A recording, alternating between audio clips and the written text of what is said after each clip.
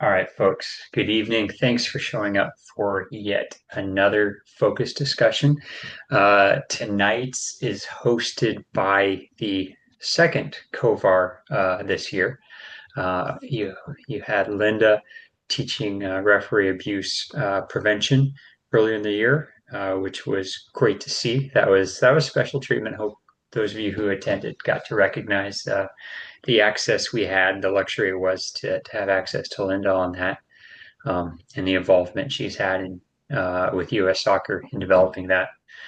Today, we have Rocky Kovar.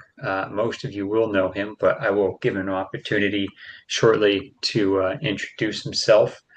Um, I get the pleasure of teaching with Rocky every year at the Ken Aston camp and the National Referee Assessor course. Um, Rocky has worn a lot of hats. I'm sure he'll tell you about. He's been around soccer a long time, as a parent, as a coach, as a referee, as an administrator. And so he's going to talk to us tonight about dealing with anger and resistance, which is something in the first focus discussion of the season when I introduced the theme of rising to the occasion, which is all about being ready to arrive at the national games and be perceptive to what they're giving us differently, what they're expecting differently, coming from Utah or Alabama, and coming here, we would rise to the occasion to give the teams the games they deserve uh, by understanding what they need. Um, so on that, Rocky, I'll let you introduce yourself and hop right into the lesson. Thank you for being here. All right, Lewis, thank you. Yeah, my name's Rocky, and I know many of you. There might be a couple that I don't know. John Charrett. We just worked together in February in the national class, and so appreciate you being here. And Andy, we worked with you just a couple 3 weeks ago at the Ken Aston camp. So appreciate you being here as well.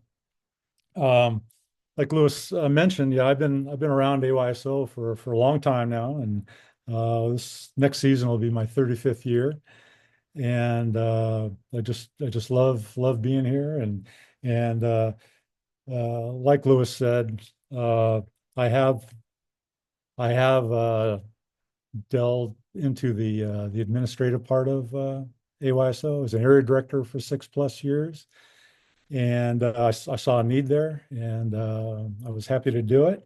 But really, my love is actually the referee program. That's where I grew up in AYSO, and so it's my complete and total pleasure to be able to be involved with this.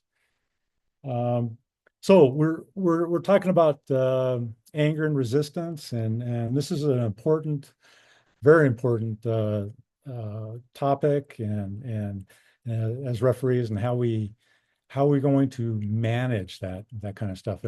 And I see a lot of very pretty senior referees here as they are the attendees. Are are we all advanced and higher? Is that where we're going here, or what's the Lewis, can you help me out here? What's Yeah, we have from, stick with me here, advanced intermediate referees Okay. to advanced national referees. Okay. Yeah, So we have a lot of experience then. So from 2 or 3 years of experience all okay. the way up to decades. Yeah. Okay. Very good. Okay. So this is something that we need to be ready for, and um, and especially like Lewis, the preamble that Lewis went over is to be ready for the national games, and really to be ready for anything that's coming up. Um, to make this thing work, uh, I'm using kind of a hybrid of what we use in the national course. And so, John, you've seen this very recently, at least part of it.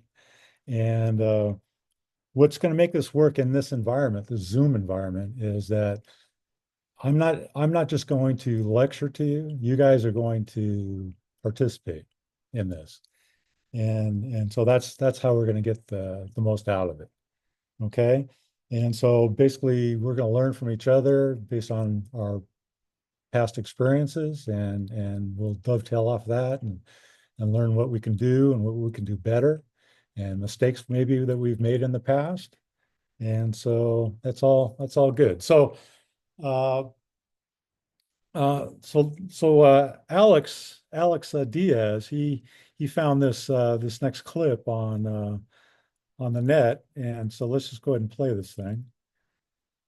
Rudiger, the flag's up. Lima thinks he scored, but the flag was up way earlier than that. Yeah.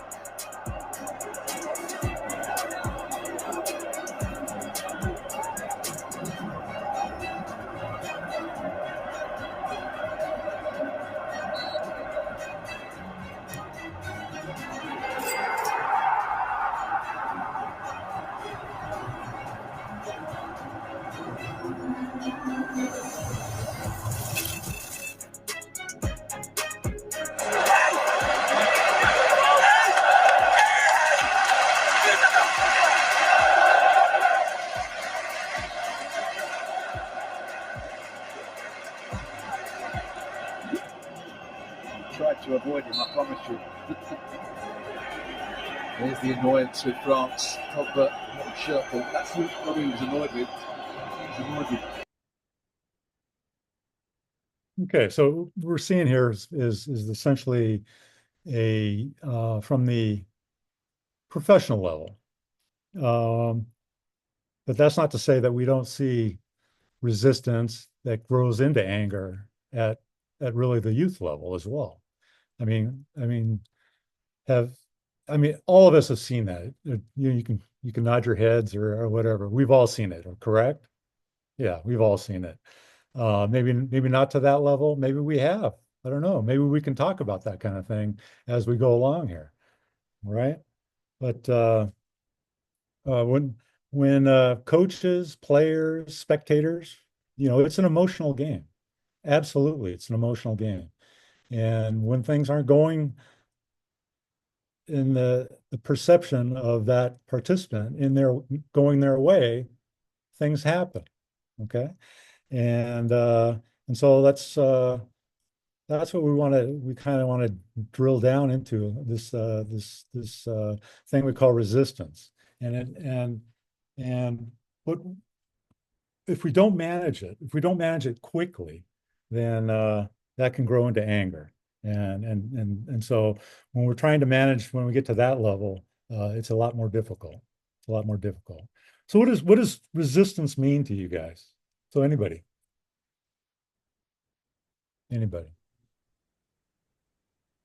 resistance. What does that mean to you? Well, any kind of friction or I mean, I guess a force in a different direction, Okay. you know. Okay. Okay. So as referees, I mean, by definition, it's an act of opposing or withstanding, right? But for our world as referees, what does that mean? What are we going to see? What are we going to experience as referees? Yeah, Robert,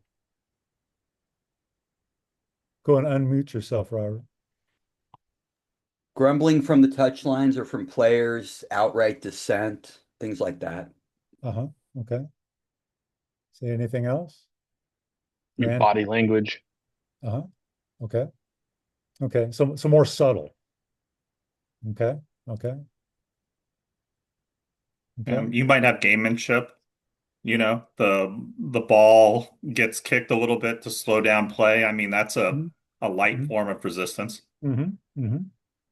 Mm-hmm. Okay. Okay. Those are very good. Very good. So keeping that kind of thing in mind, what do players, what have we experienced? What have we all experienced that players get just torqued and tweaked about, there on the pitch? It could be before the game, it could be during the game, whenever. What have we seen? What makes players go crazy?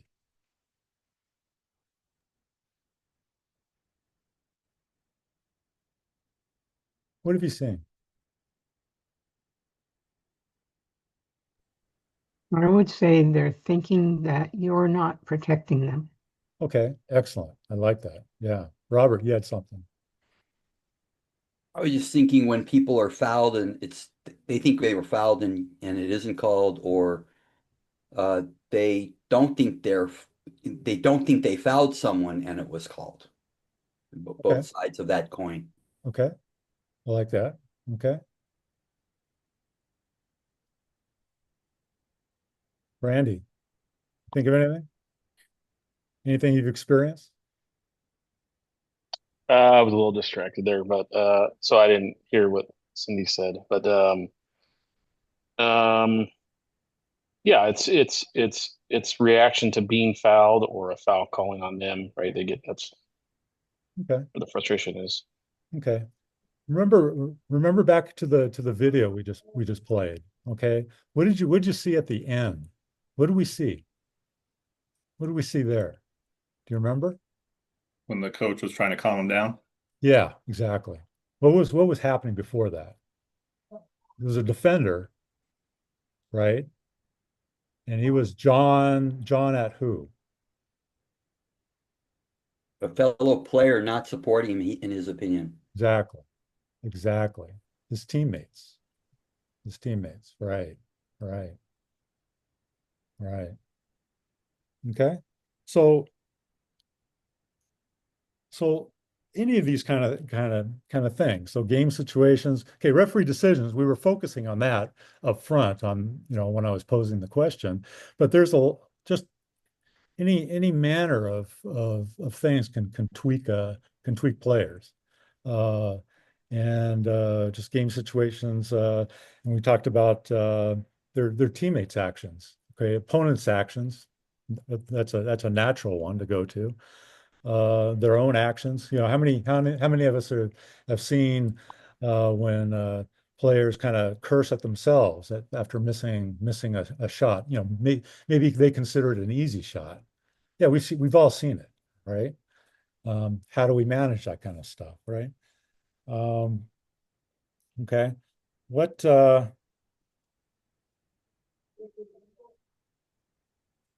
okay, as far as referee decisions, what situations can produce this resistance and growing into anger? Either before a game or during a game. What kind of things can do we do? And they're not always really our fault necessarily. Things just happen, but we have to be aware of them. We have to be aware of them, right? So what kind of things can happen?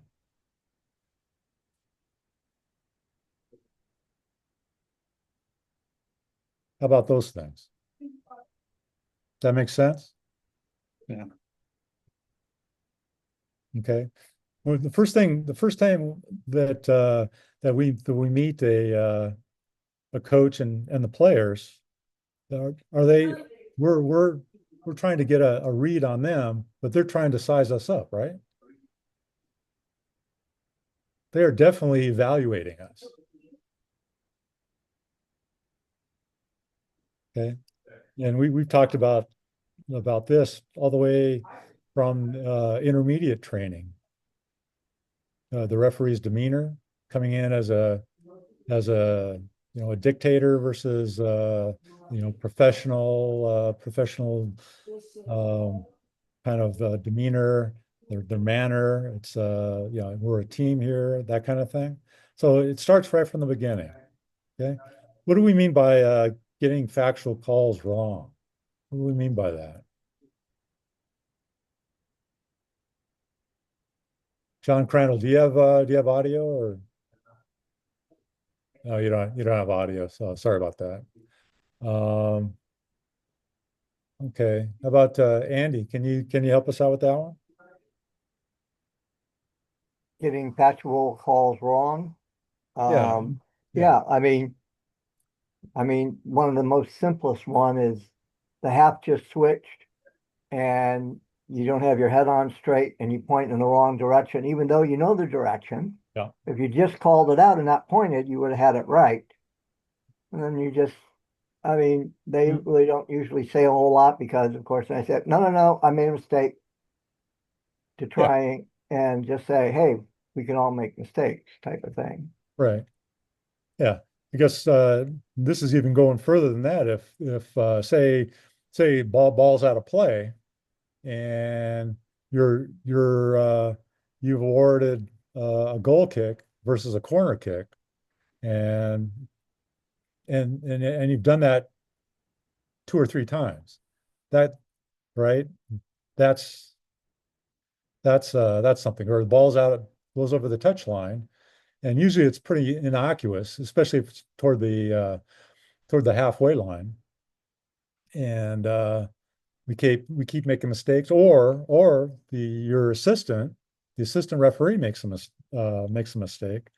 Yeah, those yeah, it behooves us to kind of get those right. Now, judgment calls, we really don't have any control over this. It's if there are a lot of judgment calls in a match, what happens? What happens with that, Robert? I mean, if it's one-sided, it can be a problem. It makes it difficult if one team is really aggressive and the other one isn't, because a ref could be making the right calls, but Hmm. Okay. so yeah, judgment calls. Again, we have a different angle than the touch line. That can cause different interpretations of what happened. Hmm. And usually, if you're biased, if you have a biased view, not us referees, but anybody on the touch line or players, they have a biased view. Of course they do. And so if you're making decisions that kind of go against what they think they're seeing, their perception, then they're going to be questioning your judgment, and things aren't going to go well for you, maybe. Okay. How about advantage situations?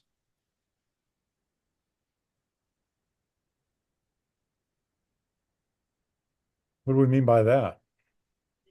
Well, the whole thing is I had a situation where I didn't call it advantage. It was a little bit outside the penalty, you know, I'm trying to remember, 5 or 10 yards outside the penalty area. And she was surrounded by a bunch of players, and there was no way I felt that she was going to get through there. So I blew the foul. Only after I blew the foul, just before I blew the foul, she actually shredded him and got through. Now she wasn't mad at me. I apologized to her. I said, I wish I'd waited a fraction of a second more to see that you had advantage Hmm. instead of calling the foul, but I just thought you were just going to go down, so I just let her know, and she appreciated that, but she said, yeah, I would have preferred if you had waited more.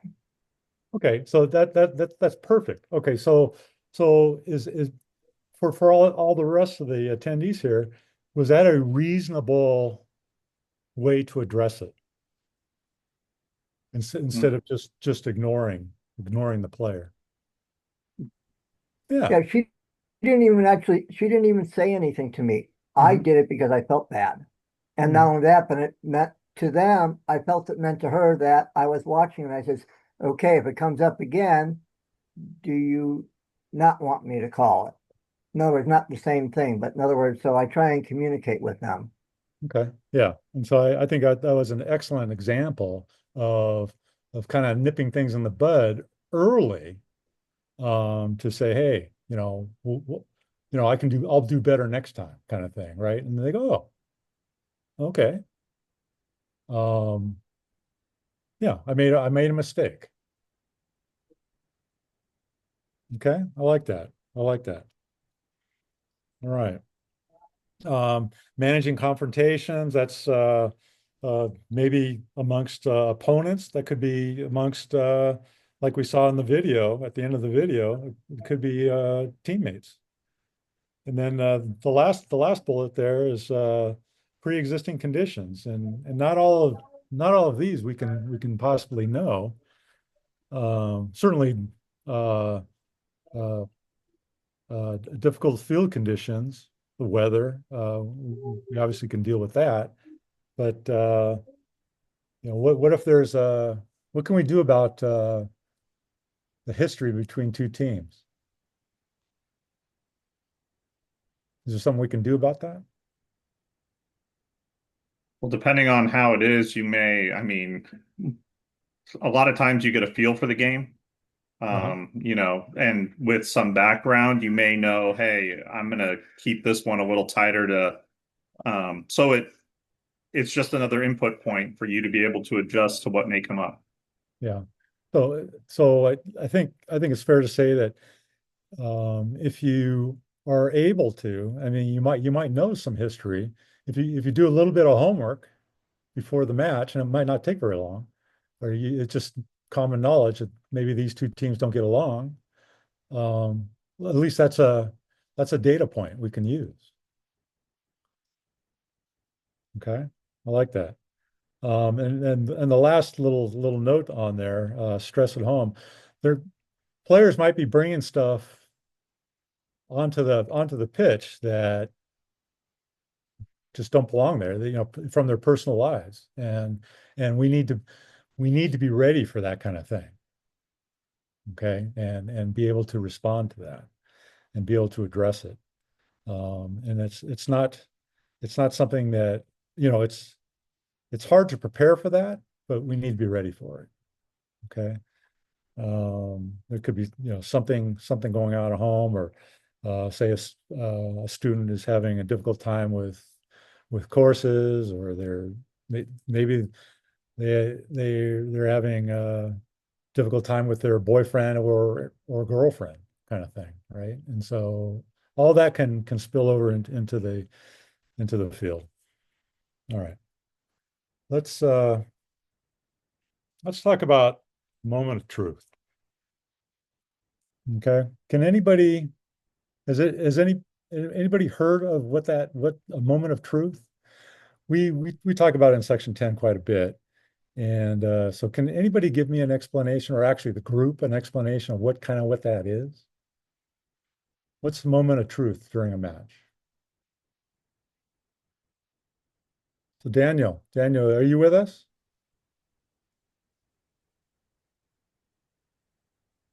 Oh, sorry, I've just been driving. Oh, Just I'm sorry. I don't want to, yeah. So you can just listen. Yeah, I don't want to disturb you too much here. Okay. Okay. Thanks, Daniel. oh, no problem. Yeah. So Randy, have you heard this term before?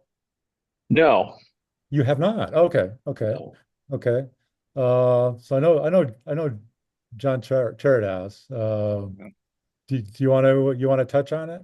I was going to say it's when Randy finds out that we're refereeing together. That's his moment of truth. Uh, uh, yeah, I mean, it's kind of the inflection point or where something, uh, what is it, like a teeter-totter where it could probably go either way, right? Hmm. So, So can you give an example?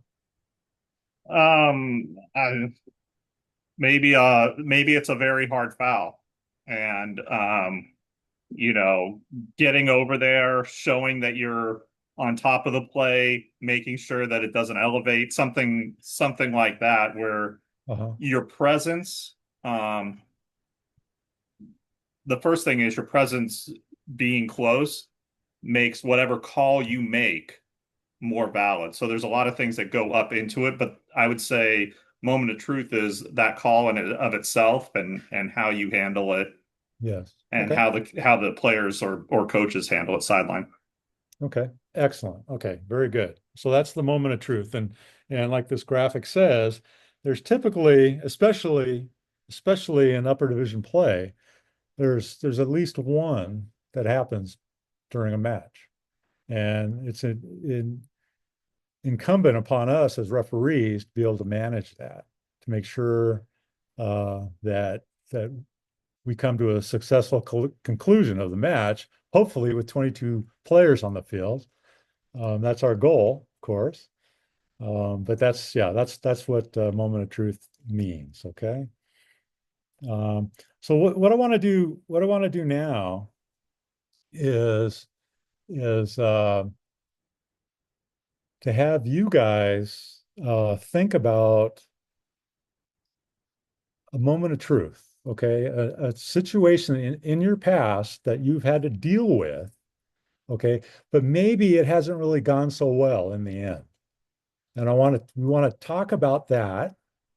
We want to talk about that as a group, and then you can describe the situation, and then try to remember what your decision was, and then maybe that in reflection later on, you said, boy, I wish I would have done something else. Okay. And then we can discuss that as a group, and what and we can use this as a tool to kind of and it's best if we get uh real experiences, what you did, and then maybe, as a group we can talk about, maybe some other techniques we could have used, because now that we're more experienced, we know more. Hopefully, we're smarter now, and so um, we can dovetail off of that, and hopefully come up with some solid techniques we can use going forward. All right. So with that said, does anybody want to share anything that kind of pops into their mind? Um, Andy, do you have anything that that might come? Oh, and this doesn't even have to be you. Maybe it's something that you witnessed, that there was a moment of truth that you witnessed. The referee managed it a certain way, but maybe the referee could have done something different that we can discuss. So Well, I know, Andy, since you're from a coaching perspective, you kind of see things from both perspectives. Maybe there's something that's stuck in your mind that you saw something that as you were coaching that might be of well, value here. for me, it was in Thousand Oaks this Okay. year. Never heard of the term before. I was the referee, and Cindy was mentoring. And if I remember right, it was a hard foul. And I was there, but I really didn't say anything. I mean, I was checking on the player. And she asked me about it afterwards, and I just gave her a blank stare because I'd never heard the term before. And when you asked me this question, I was actually looking up For the Good of the Game by Robert Evans, Yeah. since I saw the little symbol for the books, and now I have that saved. Yeah. So basically, it was more. So, in other words, what I did from the standpoint of being in charge of the match was proper. What I didn't do is I didn't pay attention to what was going on from the touch line. So, in other words, if I had just been, I mean, not being confrontational with them, I'm trying, in other words, it wasn't a great moment since I didn't realize should have done something differently. But it was more that I should have reassured the touch line so it wasn't going to. As towards the end, the game was, if I remember right, was kind of lopsided. And so I think it escalated a little bit after that. So if I had dealt with, in other words, the touch lines, not the game itself, but the touch line, and Cindy can correct me if I'm relaying it wrong. Uh, and so it's like if you had just done something slightly different, and I can't remember because I was still, taking it all in. But it's enough that you brought it up, said that it's there, and then I went ahead and saw the book, and so now I have it on my computer screen. Okay. Is there, thinking back, is there something in retrospect, what would you have done, to manage the touch line? If I remember right, what Cindy was saying was if I had just not explained, not defending, It was just more being more vocal. In other words, I checked on the player. I didn't say the player's all right. Some other things along that line. As I said, I hadn't heard it before, so I'm trying to remember Okay. exactly what it was, but I just remember that Cindy mentioning it. Yeah, so I hadn't paid attention to the moment of truth, so I was trying to Okay. Do you remember, remember. Andy, do you remember, maybe if not in detail, but sort of at least in some detail, what was happening on the touchline that maybe uh, Uh, you could well, have or you should have taken, addressed? so it took, not in this, but just my problem was, it used to be more, was I made my call, it's right, and I don't care what the touch line says. Okay. Mhm. But I learned that that can escalate by just, and not just for you, it's going to escalate for the next person up. While they may not be hard skinned like I am, and I really don't care what they say, I mean, it doesn't affect me, or probably doesn't affect me, but I need to do a better job on it because of the fact that it will affect the next person, and we may lose an intermediate referee or something like that because someone else doesn't try and um, deal with that escalation. So if I had realized it was an inflection point, which I didn't, so that's why it's kind of fuzzy to me, and I was going off of what Cindy was saying to me after the fact in the debrief. And the main thing was, if I had just, I don't know if it was show more concern. Anytime you want to jump in, Cindy, you can correct me. Well, I think I'm remembering the situation correctly, and you were in a good position to see the foul. You saw the foul. You called the foul, but you called it like just like any other foul.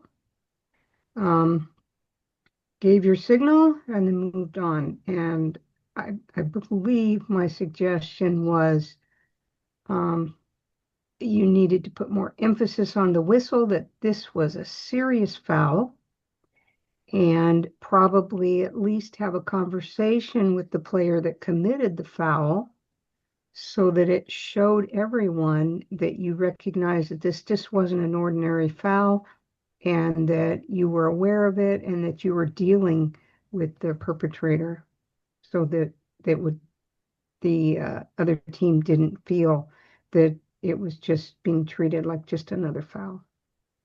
And thank you, Cindy. As soon as you started talking about it, it jogged my memory, and that's exactly what you told me. Well, didn't tell me. You suggested how I could do better. Okay, excellent. Okay, that's good. I like that.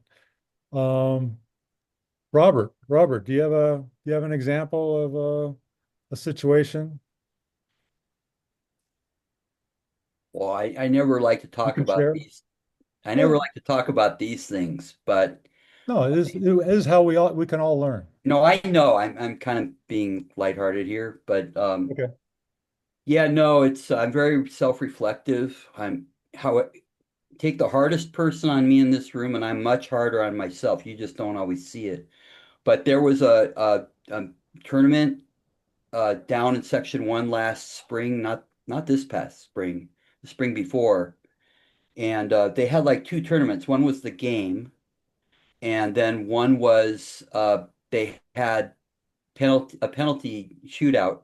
Shootout. No matter whether it was tied or not, it was just a second tournament, Yeah. and it was tied 1-1 after two kickers, and I was dealing with two regional referees, but one of them who thought they really, I mean, they were decisive.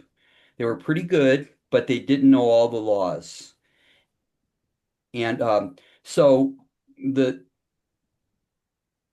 the first team missed the second kick, so it's still 1-1.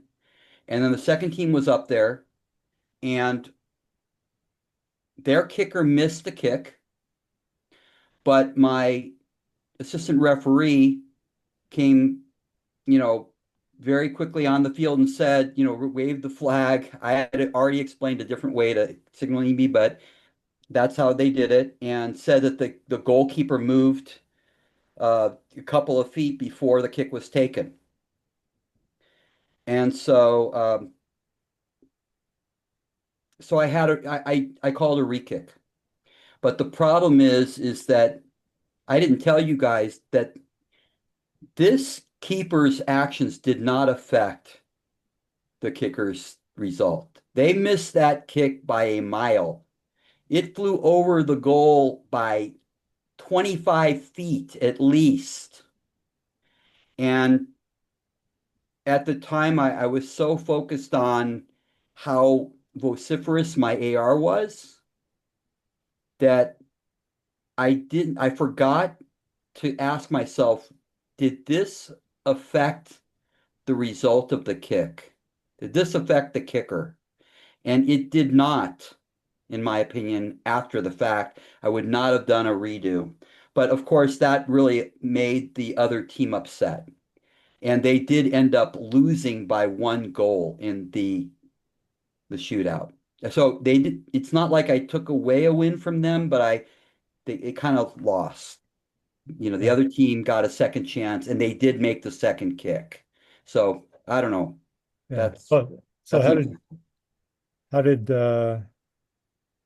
so did you manage that with the coach, or how did what happened there? Yeah, I mean, wasn't too good because I stayed, I just proceeded with the penalty shootout, and at the end I explained to the coach that his keeper moved, 2 feet before the kick. He did not bring up the fact that the kick was missed by a mile, but he more was arguing that his kicker did not move, Oh, which he didn't have a better angle than my AR did. So it was kind of, I don't know what to say. I wish I would have not given a second kick to the second okay. team. Okay. Does anybody else have a, a different way they would manage that? The same scenario happened, but um, would you manage it differently? That's a really tough one when you're dealing with a an AR who's very eager but Mm. maybe quite misguided. Yeah. Um, and I'm recalling a focus discussion Cindy led last year about saving the crew on the ship. Are you thinking of certain points on that one, Cindy, that address this? Well, I think the coach gave Robert an opening, because they focused on it was the keeper didn't move, and not it just blew his kick. And so that was like a reprieve, I thought, and so you could just focus on that and say, hey, my assistant saw that he moved, Hmm. and then I'm going with my assistant. And so, because yeah, the if the coach was focused on, he missed the goal by a mile anyway, um, so he shouldn't get another shot at it. That's a lot tougher to defend, that argument. So you That make it is So about the that factual thing. that is what yeah, I did say to the coach. I did say, look, your keeper did move, and my AR had a clear view of it. yeah, and so So yeah, that's the way to take it, because the coach gave you an opening. Yeah, but if it was the other way, that would have been tough to get out of. that's absolutely correct. And yeah, Yeah, I agree. yeah. Cindy, did you have something on that? No, I think you covered it very well. Okay, okay. Um, so anybody else? Randy, do you have something to? I don't. I've been struggling to. I mean, I feel like going through games, I feel like Robert, I'm very self-reflective, but I think I Uh-huh. kind of, after a period of time, I flush it away. Yeah, yeah. Have you actually, Randy? Have you seen anything?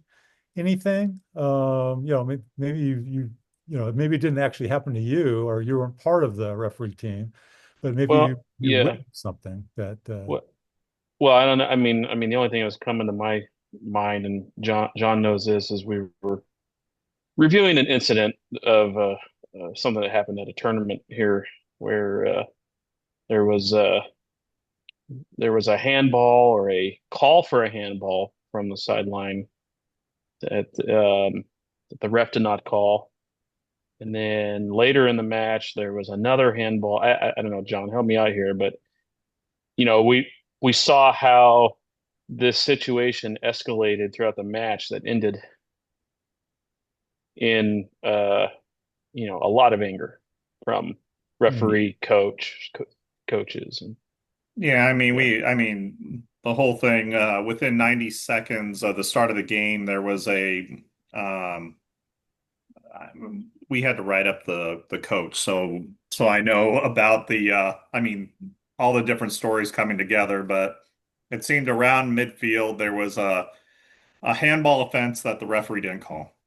And, we won't blame any regions, but Moore Park's coach, went ballistic and didn't get over it. Um, the referee in that situation gave, in the opinion of other people, a pretty fast card without much explaining, but the the coach didn't let it go. Mhm. And it just kept on going. And not much later, there was a second handball, where a ball hit a hand. In this case, the assistant referees didn't think that the person wasn't in a, or let's see, let's not do a double negative. Thought the hand was in a natural position, Okay. but the sideline was already elevated, the coach was already elevated, Yeah. um, and the way that the dominoes worked, the referee was so upset that he hardened and really hardened to the fact that he couldn't diffuse. There was no effort to diffuse what Mhm. happened. The card did not do what the card was meant to do. Right. So and then they tend to get under control, and then there were a couple fouls at the end of the game that got the game out of hand, and then the Moore Park coach called the game after that. So, you know, and the one thing I don't think I mentioned, the at one point I think after the yellow card, the referee said, "If I missed that, I apologize." Like he did acknowledge it, so there was something there that that was his one effort to do it, but with the coach riding him, Yeah. um, it wasn't a good reflection on Moore Park. But to be perfectly honest, the referee had some abnormal things, and maybe it was just because it was hot, but the Yeah. dominoes started going, Yeah. and there was no way to hold them up. Yeah. What do you think? What do you think? What do you guys think that the referee, any of you listening to this, could have, or maybe even should have done at a different time, or whatever to help the situation? Is there anything that the referee could have done? He, I would he, think oh no, you go at ahead. No, you go at ahead. at some point there, to stoppage of play at the quarter break, right? The referee could have gone over to the coach and either explained what he saw or had a conversation with the coach to say, "Okay, coach, that's enough." Mhm. I don't think that happened. Yeah. Okay. Okay. And how And how do we present ourselves as referees? We've been learning this from day one when we learned to be referees. right? How you present yourself and all those things about being, being approachable, being, listening to what sometimes that's all the coach wants to do is vent. That's all, that's all they want, right? Is somebody to talk to vent, and you just need to listen. There's a lot of techniques that we can use, um, but yeah, you mentioned that the referee possibly was a little rattled, didn't know, wasn't sure on how to manage it. Uh, Sounds like the referee possibly got defensive. And yeah, we obviously we can't do that. We, confidence, having that confidence out there is paramount to be able to manage stuff.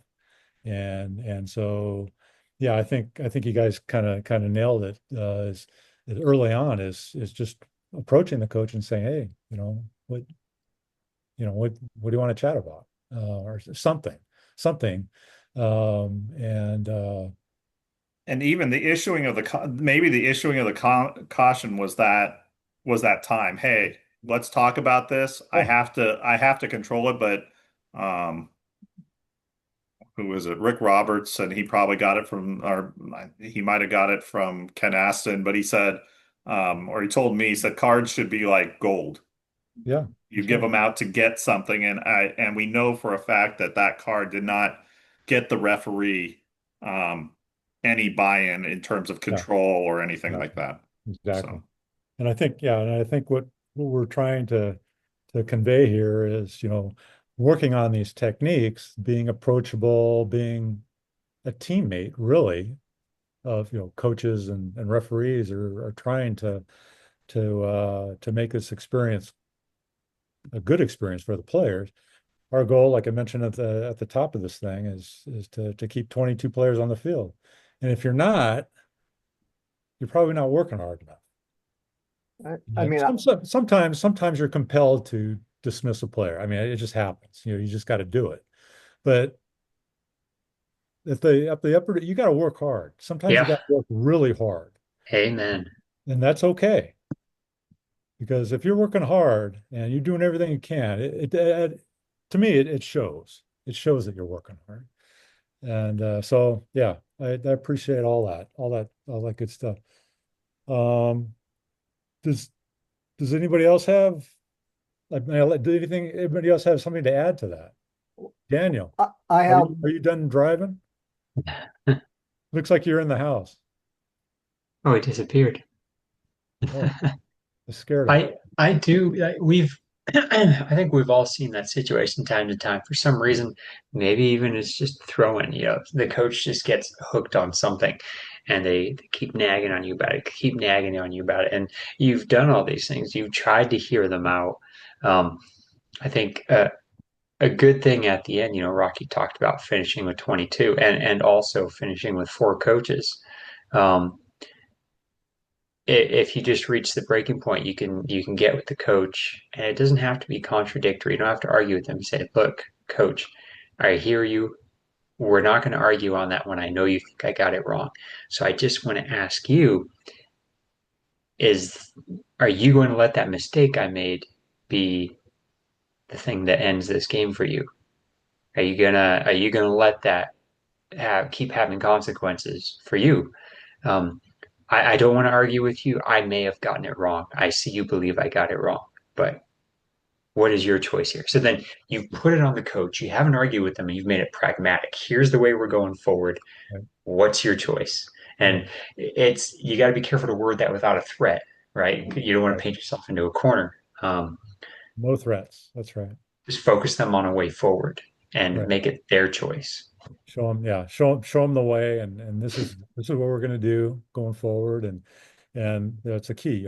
Like Lewis is just touching on is don't debate, don't debate anything because it just takes time and it's just a waste. It's a waste of time.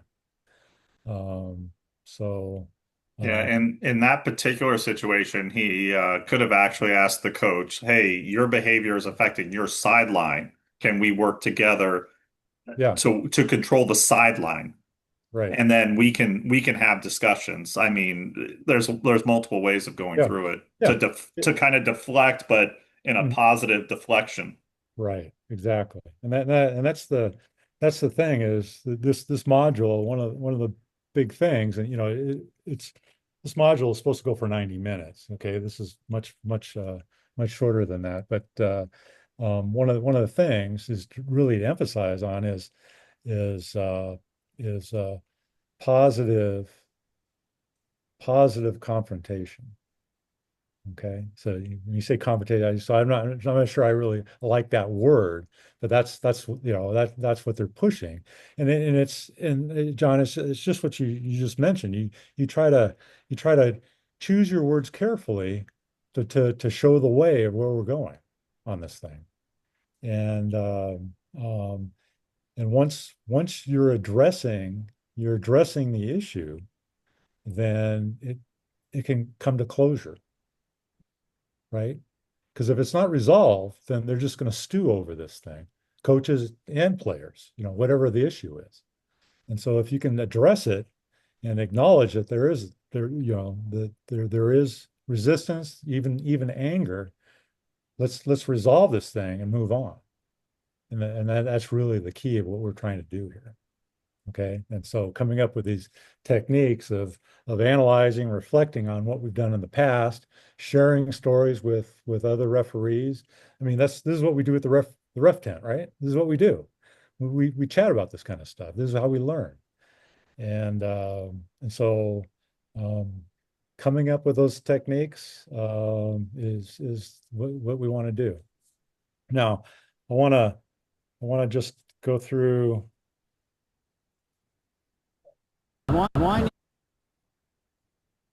Okay, so we talked about a lot of this stuff.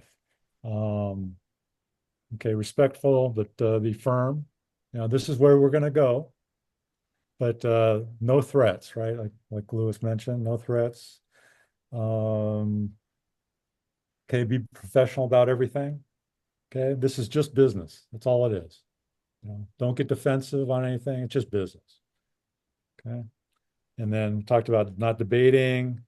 Um, and we really touched on a lot of the stuff already. And so I want the takeaway to be from our short discussions today is to really keep discussing these things when you're at the ref tent. Bring up scenarios that you've had trouble with in the past, and come up with solutions. Come up with new techniques. What makes sense? And I think one of the things that it's always good to attack any kind of issues, resistance, when attacking it early before it becomes anger. And that's basically a rule of thumb that virtually always works. And just to let something go is a recipe for trouble later. And that's one of the things, Andy, right? When we have in the National Assessor course is things aren't taken care of in the first half and things blow up in the second half, right? Yep. I still have to watch the first half. So that's it's a lesson that we can all learn from, and we need to be vigilant to address that early and notice things going on and address them early. Okay, is there any questions? That's about I think we're about at the end, huh, Louis? Yeah, yeah, we got space for a little more discussion, Yeah, but it's been a good amount so far. I've appreciated everyone's yes, I participation. do too. I do too. I have Um, a quick question, and just because the picture in the lower portion there. So in the laws of the game, they're moving towards having just the captain speak with the referee. yes. How I just like ideas from other people in other regions on how, typically in the past, I tell people, hey, when we talk with respect, you can ask questions, we can have a conversation. And I tell people on the flip side of that coin, If we get to the point where we can't be respectful, it's pretty easy. We stop talking and I still make the calls. So I mean, and so I'm just wondering how that works with possibly only dealing with the captain or how strict people in the AYSO environment and sometimes in the younger environment versus like maybe you can do that at U19. Um, anyway, just trying to get a perspective of what people think. No, I think that's all good. And I'm wondering what other people think about that. I have my opinion. Um, just I can share that right now. I think that's a good approach. What we want to do is use all angles that we can. Maybe we can enlist the coach onto our side to manage player behavior.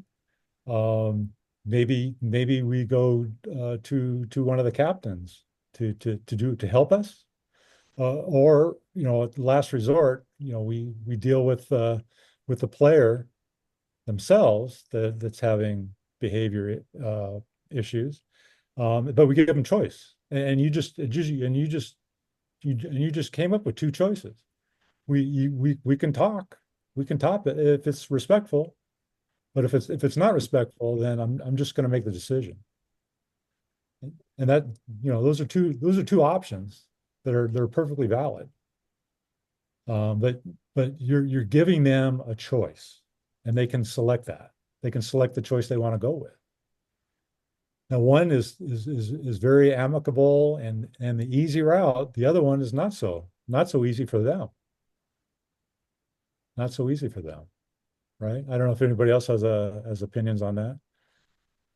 Cindy, as or Andy, as national coaches, what is your perspective on allowing or encouraging from the referee that the coaches uh, help manage and manage the players, especially one that is kind of getting out of sorts. Yeah, I think it's critical that coach behavior is often extremely provocative for the players, and I don't think coaches realize how much influence they have on the players. And sometimes little things they do or say, the players pick up on it, and it really makes a big difference in the game. So I think as a referee, recognizing and I've said that to a coach when a game started to get aggressive, started to get out of control. I heard a comment from a coach. I went over to the coach, I asked him out on the field, we had a conversation, and I remember clearly I said to him, and I knew the coach very well, and I said to him, your behavior is provocative. Your players and your spectators are reacting to what you're saying. And it was like he was shocked, and then he changed his behavior. And after the game, he said, wow, I never realized that what I was doing was provocative. I was just acting as myself, and not thinking about my influence. So, Mhm. Like that. Yeah. Yeah. John may have been asking around the only the captain principles, right? mhm. Yeah, so I've seen some discussion go around, and really that's just codifying something we're always able to do. Um, things that have been taught in the past, ways to manage. Um, and yeah, really it's about not accepting inappropriate, irresponsible behavior. And yeah, you can proactively manage that. And there are a lot of techniques. I don't think we have time to go into them here, but they've been taught on the field. They've been taught in various courses on how to manage your vicinity. Um, so yeah, even if various competitions aren't explicitly dictating uh, that only the captain principles are used, there have always been ways to manage behavior. Yeah, so it's good to give those a read, um, to see some of those tactics. Yes, agreed. All right. Any other Okay. comments or questions or? I had a scenario maybe we can discuss on the other side Okay. On the other side of what? of this recording. Oh, I if it's just a couple minutes, I think we can do it. Yeah, go ahead. Okay, great. So here's one.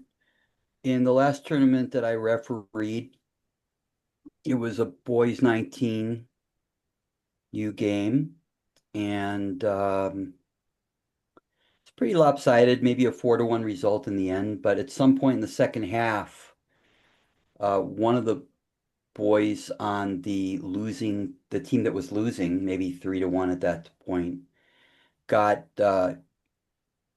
got hit by a player on the he said he got hit by a player on the other team, and the play was already in the other half, and my AR didn't see it. The trailing AR didn't see it. So there was a lot of commotion on that touch line, and I stopped the game at an appropriate time, and I went over to see what was going on, and they said, I was hit by the opponent, and I saw in the player had got off the field of play.